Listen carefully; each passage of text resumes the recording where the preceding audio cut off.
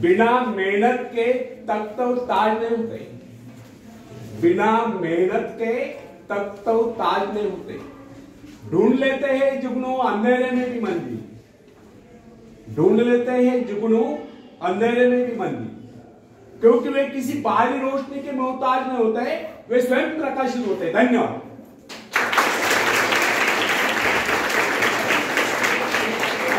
तो फ्रेंड्स, एक व्यक्ति है जिसके शरीर में स्वच्छ रक्त संचार हो रहा है, जिसके चौड़े कंधे हैं, सुंदर मजबूत 2 हाथ है, जिसका वजन भी अच्छा है, जो सभी अंगों से युक्त तथा शरीर से चुस्त मस्त है। ऐसा व्यक्ति अगर दूसरों से सहायता मांगता है तो आप उसे क्या कहेंगे, उसके बारे में क्या सोचेंगे? अवश्य वह सर्वांग संपन्न होकर भी अपंग कहलाएगा। आप ऐसे अपंग मत बनिए, आप सामर्थ्यवान बनकर दिखाइए, आप ऐसे बनकर दिखाइए कि लोग आपसे सहायता पाने की चेष्टा करें। क्या आपको पता है कि आप जिन लोगों को जानते हैं उनमें बहुत से ऐसे हैं जिन्हें किसी दूसरों से सहायता की प्रतीक्षा है। सही बात तो यह है कि उनमें से बहुत से लोगों को इस बात का भी पता नहीं कि उन्हें जो सहायता चाहिए वो कहां से मिलने वाली है। फिर भी वे इंतजार करते और सोचते रहते कि बस अब उनका काम बनने वाला है, उन्नति के द्वार खुलने वाले हैं, कोई उनकी मदद के लिए आएगा, उनके सारे कष्ट दूर हो जाएंगे। क्या ऐसा संभव है? वास्तव में कोई किसी की सहायता करता है? ऐसे सोचने वालों ने अपने गिरेबान में झांक कर देखना चाहिए कि क्या उन्होंने किसी दूसरों की कितनी सहायता की, उन्होंने आज तक किसकी कितनी मदद की है। क्या कोई ऐसा व्यक्ति है जो कहे कि उन्होंने उसे सहायता की थी इसलिए वो आज उन्नति की चोटी पर है? फ्रेंड्स, यदि आपने या उन्होंने किसी दूसरों की सहायता न की तो फिर किसी दूसरों से सहायता की प्रतीक्षा क्यों? ऐसे लोग केवल अपने भूल के कारण ही आगे बढ़ने से रह जाते हैं। हर इंसान को चाहिए कि वह केवल अपने सहारे आगे बढ़े, लौटने के रास्ते से मुंह फेर कर बिना किसी के सहारे आगे बढ़ता चाहिए। आत्मनिर्भरता से तो मनुष्य की शक्तियां विराट रूप धारण करके प्रकट होती है। आत्मविश्वास ही सफलता की नींव है। इसी आत्मविश्वास के सहारे हम दूसरों की सहायता करने में सफल हो सकते हैं। फ्रेंड्स, एक बहुत बड़े प्रबंधक का, एडमिनिस्ट्रेटर का कहना है, मैं अपने बेटे को ऐसी कंपनी में नियुक्त करना चाहता हूं जहां उसे कठिनाइयों का सामना करना पड़े, क्योंकि इससे उसकी सहन शक्ति और कुशलता विकसित होती है। यदि मैं उसे अपने कंपनी में रखूंगा तो वो मेरे भरोसे बैठा रहेगा, हर निर्णय के लिए मेरा मुंह ताकता रहेगा, उसमें ठहरे हुए पानी की तरह सड़ान उत्पन्न होगी। आप सभी जानते हैं, ठहरे हुए पानी पर मच्छर गुनगुनाते हैं, तो बहते हुए पानी पर राजहंस करते हैं। कितने सुंदर विचार थे उस व्यक्ति। अगर हर माँ बाप अपने पुत्र या पौत्री के लिए इस प्रकार के उच्च विचार रखते हैं तो वे अवश्य उनके भाग्य विधाता बन जाएंगे। जो माँ बाप अपने बेटों या बेटियों को अधिक लाड प्यार से बिगाड़ देते हैं कि बच्चा जब चाहे स्कूल जाए, जब चाहे छुट्टी कर ले, जब चाहे काम पर जाए, जब चाहे छुट्टी कर ले, तो ऐसे बच्चे भविष्य में कुछ नहीं कर पाते, उनका तो भविष्य नष्ट होता है। अपनी शक्ति पर स्वयं ही भरोसा करना पड़ता है। अपने कार्य स्वयं करने वाले सफल होते हैं। इसी से मानव के चरित्र का निर्माण होता है। जिन बच्चों को यह पता हो जाता है कि वे अपने माँ बाप के सहारे जीवित रह सकते हैं, वे अपने बल पर कोई भी कार्य समर्थ होकर भी कर नहीं पाते, वे वो ऐसी कोशिश भी नहीं करते, जबकि उन्हें समझना चाहिए माँ बाप तो सदा के लिए उनका आश्रयदाता नहीं बन पाएंगे। एक दिन तो ऐसा आने वाला है जब उन्हें अलग जीवन बिताना ही पड़ेगा। तब ऐसे लोगों को भयंकर मुश्किलों का सामना करना पड़ता है। इसलिए फ्रेंड्स, यदि जीवन में कुछ करना चाहते हो, कुछ बनना चाहते हो, तो अपनी सहायता स्वयं करें।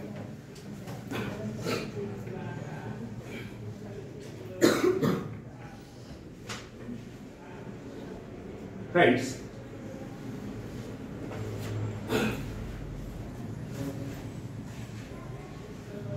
जब नदी में बाढ़ आती है, सॉरी,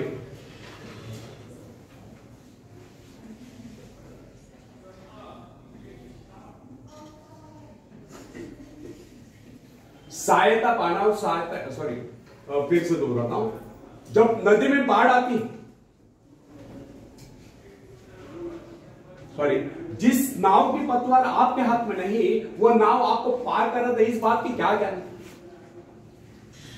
आपका जीवन तो उसके हाथ में, जिसके हाथ में नाव की पतवार हो, वो चाहे तो आपको डुबो दे, चाहे पार करा दे। जब नदी में बाढ़ आती है, तब जो साहसी है, जिसे अपनी शक्तियों पर पूरा विश्वास है, वह तो तैरकर उस पार चला जाएगा। लेकिन जो डरपोक और कायर है, वह तो बीच मझधार में डूबकर अपनी जान दे देता। सहायता पाना और सहायता की प्रतीक्षा करना, दोनों ही बातें प्रकृति की राह में बाधा है। अतः हर युवक या युवती के लिए आवश्यक है वे शुरू से ही अपने काम स्वयं करने की आदत डालें। अपने माँ बाप आदि लोगों की शक्ति से विश्वास हटाकर केवल अपनी शक्ति के बल पर आगे बढ़ने की कोशिश करें। जिस क्षण आप बाहरी सहायता लेना बंद कर देंगे, उसी क्षण आपके भीतर आत्मनिर्भरता का अंकुर फूटते हुए महसूस होने लगेगा। स्वयं कार्य करते समय यदि आप असफल भी हो जाते हैं, तो बिना उस असफलता को घबराए तुरंत उस कमी की खोज कीजिए जिसके कारण आपको असफलता मिली। तो जैसे आप उस कमी को खोज निकाले, तुरंत ही उसे दूर करने के प्रयास में जुट जाइए। आपका वास्तविक आदर तभी होगा जब आप एक सफल व्यक्ति के रूप में दुनिया के सामने आओ। मगर यदि आप एक व्यक्ति के बाद दूसरे व्यक्ति के आगे हाथ फैलना शुरू कर देंगे, तो लोग आपको मंगता या भिखारी कहेंगे। अतः आप ये प्रण कर लें कि आपको केवल अपने भरोसे जीना है, ना कि किसी की दया पर, क्योंकि बाहरी सहायता किसी किसी वक्त ही वरदान सिद्ध होती है, अधिकतर समय यह भी शाप ही सिद्ध होती है। फ्रेंड्स, बाहरी सहायता मनुष्य की काम करने की गति को मंद करके शरीर में सुस्ती ला देती है। आप ऐसे लोगों से मैत्री कीजिए जो आपको जीवन में आगे बढ़ने की प्रेरणा दे। कुछ लोग एक बाजू या एक पाव वाले होते हैं, फिर भी वे अपनी लगन, अपनी मेहनत से अपनी जीविका चलाते हैं, फिर तो आप तो हटते किटते हैं, फिर आगे बढ़ने की कोशिश आप क्यों नहीं कर सकते? मैं एक ऐसे व्यक्ति को जानता हूं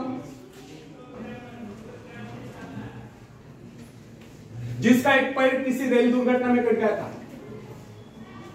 उसने कभी किसी से भिक्षा नहीं मांगी, किसी से दान लेना गवारा नहीं किया, यहां तक कि अपने बहन भाई का भी उसने कभी सहारा नहीं लिया। उसने एक छोटा सा धंधा फुटपाथ पर आरंभ किया। शुरू में वह न्यूज़पेपर बेचने लगा। 2 पैसे बचाकर उसने वजन तौलने की मशीन खरीद ली, उस पर अपना पेट पालने लगा। आज वही व्यक्ति उसी फुटपाथ के किनारे बहुमंजिला बिल्डिंग में न्यूज़पेपर स्टॉल लगाकर बैठा है, साथ में जेरॉक्स सेंटर भी खोल रखा है। सुना है आजकल वो मोबाइल शॉपिंग भी चला रहा है। वो स्वाभिमानी था, किसी से मदद लेना वो अपना अपमान समझता था।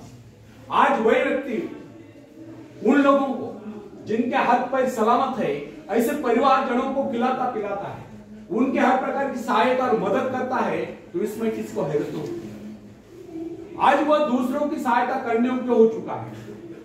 वो उन लोगों के लिए प्रेरणा स्थान है जो सर्वांग संपन्न होकर भी दूसरों से सहायता पाने की आशा रखते हैं। फ्रेंड्स, मैं केवल उस विकलांग की बात नहीं करता जिसे मैं जानता हूं। इस संसार में ऐसे बहुत से विकलांग लोग हैं जो अपनी हिम्मत से खुद भी खा रहे हैं और अपने परिवार को भी पाल रहे हैं।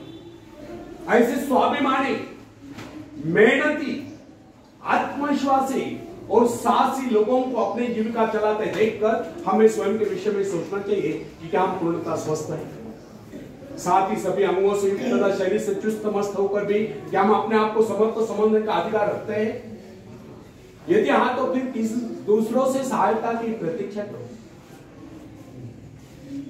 कोई भी स्वस्थ तथा सर्वांग संपन्न व्यक्ति तब तक अपने आप को समर्थ समझने का अधिकार नहीं रख सकता जब तक वह समझता है कि वह किसी के अधीन है। वास्तविक स्वतंत्रता एक ऐसा उपाय है जिससे मनुष्य की शक्ति दोगुनी रहती है। इस प्रकार की भावना अन्य किसी प्रकार से प्राप्त नहीं होती। जब कोई युवक या युवती अपने हिम्मत के सहारे किसी व्यापार में उतरता है तो उसके मन में एक श्रेष्ठ भावना अवश्य उत्पन्न होती है। यही भावना उसे प्रसन्नता प्रदान करती है। इससे पहले किसी के अधीन हो तो चाहे वो कितना ही बड़ा कारोबार क्यों न कर चुका हो, परंतु उसे स्वतंत्रता से अपने आत्मविश्वास के सहारे साहस के साथ काम करने में एक नए आनंद का एहसास होता है।